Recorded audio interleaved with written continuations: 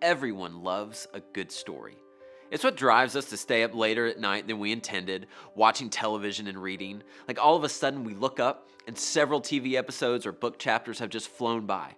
Like we can't seem to get enough because there's something about the plot lines of the characters in these movies, on television, or in the books that captivate us. It's their struggles, their battles to do what's right, their complicated relationships.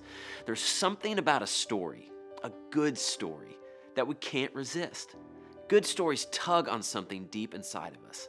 And maybe the reason they stir something in us is that in all of the drama, from the spies to the love stories to the people lost in a plane crash on an island, we find a bit of camaraderie. And sure, we may not fully relate to a character's situation, but through the emotions of it and the frustration of it, the comedy of it, the journey of it, we can catch a glimpse of a truth we know about our own lives. Because the truth is this: we're all living out a story. I mean, every single one of us has a life story. And whether you're older or younger, married or single, whether things are going well or whether things aren't so great right now, we all have one thing in common. Our story is still in progress. None of us are at the beginning, and none of our stories are over. We're all here, in the middle, trying to figure out how to make our life story a good one. Because that's what we all want, isn't it? I mean, we want a good life. We want a good story. We want our family, our kids, our grandkids to be proud of us. I mean, no one wakes up thinking, man, I can't wait to screw this up. Or, goodness, I hope I regret what I do today. Of course not. We all want to live a good and maybe even a great life story. And that's why for the next few weeks, we're going to be talking about what Jesus said about life, about our life. And even if you aren't a Christian or you're not sure about the whole church thing, or maybe you're not even sold on the whole idea of religion, I think this series still could be really helpful for you. Because when it comes to your life and your story, you want to have a good one. We all do. And if I'm being honest, I think when most of us talk about life, when we talk about our story, we really want it to come down to just one word: happy. Like we all want our life story to be happy. We want our kids to be happy. We want our marriages to be happy. We want to be happy in our job, happy in our friendships, and happy in our finances. This drives everything we do. And consciously or not, we're all looking for ways to experience more happiness more often. We're just wired that way. And not only do we all want happiness, we think that if we were happier, then we'd be better people and that our lives would tell a better story. We think, man, if I were happier with my finances, then I wouldn't fight with my spouse. Or if I were happier in my job, then I'd be a better parent at home. Or if I were just happier in my dating life, then I'd feel better about myself. For all of us, there's something we think would make us happier. And ultimately, we think getting that thing and therefore having more happiness is tied to having a better life story. But there's a problem with that idea. I mean, think about the last time you really wanted something. The last time you said, I'd be so happy if I had blank. And did you get it? If so, chances are you were happy for a little while, but that feeling faded. I mean, maybe you got the promotion, the raise, the date, the marriage, the MVP kid, the car of your dreams, and it was great. And sure, that thing or that moment, it made you happy, but I'm betting it didn't keep you happy. I mean, at least not for long. Because as adults, we all know this. Happiness can be slippery. And because happiness doesn't stay for long, we continue to live believing happiness is just out of reach or it's just around the corner. We just have to get there. I mean, happiness becomes like something we chase, but we're never quite able to catch it. It's always one step beyond where we currently are. And if we aren't careful, we can find ourselves hoping for a great life while spending every day of our lives chasing something we can't quite reach. Now, before we continue, I want you to know this isn't a series about how happiness is a bad thing or how if you're going to live a life that pleases God, you have to commit to being completely miserable. Happiness isn't the enemy at all. That's why the verse we're talking about today is so fascinating. I think as we take a look at something Jesus said, we may discover that God wants more for our life and more for our story than we ever realized, maybe even more than we do. The verse is found in the book of John, one of the 4 accounts of Jesus' life in the New Testament. And John, one of Jesus' closest friends, recounts what Jesus said as he was trying to help a crowd of people understand who he is and why he had come. He explained his mission this way: The thief comes only to steal and kill and destroy. I have come that they may have life and have it to the full. Now, in this one verse, Jesus states his intentions. Unlike the thief, Jesus has come to give us life, not a miserable life or a boring life, but also not necessarily a happy life. Jesus says his goal for us is something else, a full life. Now, some other translations of the Bible read that Jesus says he has come to give us an abundant life. Now, when you think of someone having anything in abundance, you probably picture having more than you could ever need or use. You picture never lacking or desiring more of it. And that's the picture that Jesus is painting here.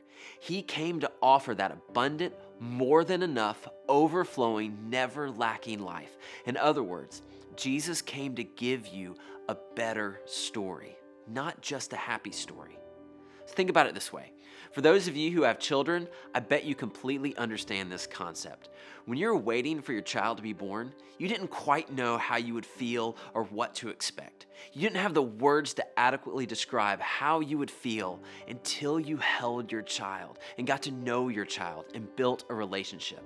And now, I bet you can't imagine life without them. See, it's not about happiness with your kids, because you have good days and bad days, and some days are harder than others, and some days you just want to quit. But you realize that your relationship with them goes beyond a basic standard. It's better than happy. And in the same way, Jesus is saying he came so that we can have a life story that is full and abundant and beyond happy. It's not lacking. It's not unhappy. It's better than happy. And if we were honest, for many of us, this is the opposite of what we think about God.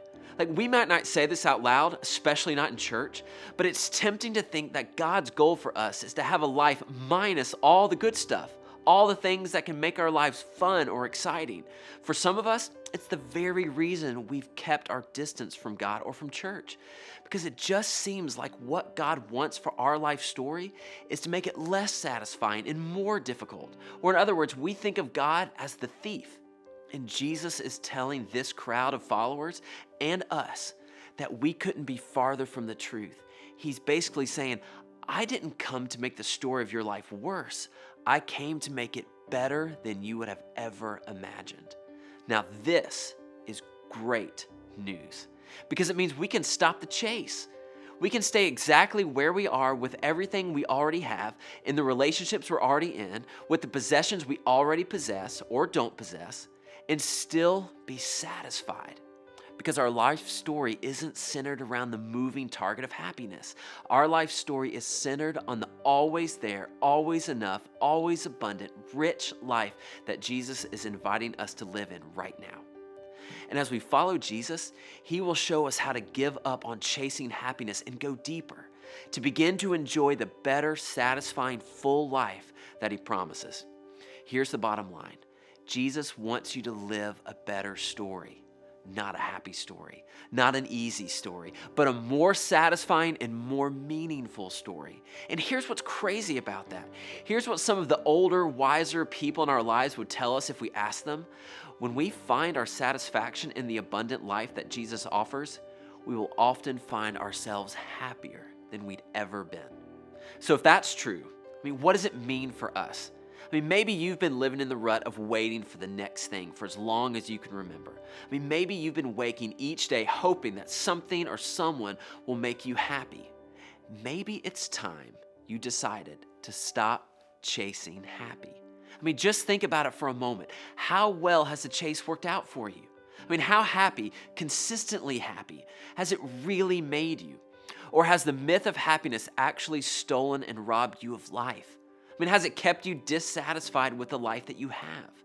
When we agree with what Jesus wants for us and build our lives on the fullness that he offers, we discover a deeper and more satisfying happiness. And that's just like Jesus.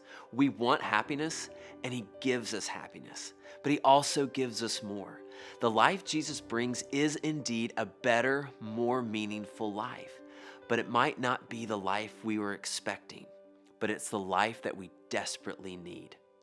And we're going to explore what it means to live a better life story together over the next few weeks. But for now, Let's start by posing this question. Are you willing to pause the chase for happiness? And if so, spend some time this week thinking about what your happiness is tethered to. What determines if you have a good day or a bad one? What are you chasing in hopes it will make your life story better? What word completes the sentence when you say, I'd be so happy if I had blank? Even if it's just for the next few weeks, are you willing to trust that Jesus has something better in mind for you? And if you are, a better story in Jesus is right around the corner. Imagine for a second if we all did this. What if just for this week, your kids weren't so focused on the next new thing that might make them happy? What would happen if your neighbors, the people who live around you, gave up on the idea that the chase for a better career, a bigger paycheck, a nicer house, or a better spouse would eventually make them happy? How would it change our marriages, our families, our communities? How would it change our church? If just the people in this room decided to trust Jesus for a full, satisfying life instead of chasing what we think would make us happy. Jesus is extending this offer to all of us to follow him and to live a better story and a more meaningful life. And if you're willing to trust him, press pause on chasing happiness, and then you may one day look back and say, the story of my life is not necessarily easier, but it's better than I ever would have imagined. And maybe you're wondering, what does a better story even look like? How does it work exactly? How am I supposed to do that? Well, you're about to begin that conversation with your small group. And I invite you to come back next week as we begin to explore specifically how Jesus' promises can impact the story of your life.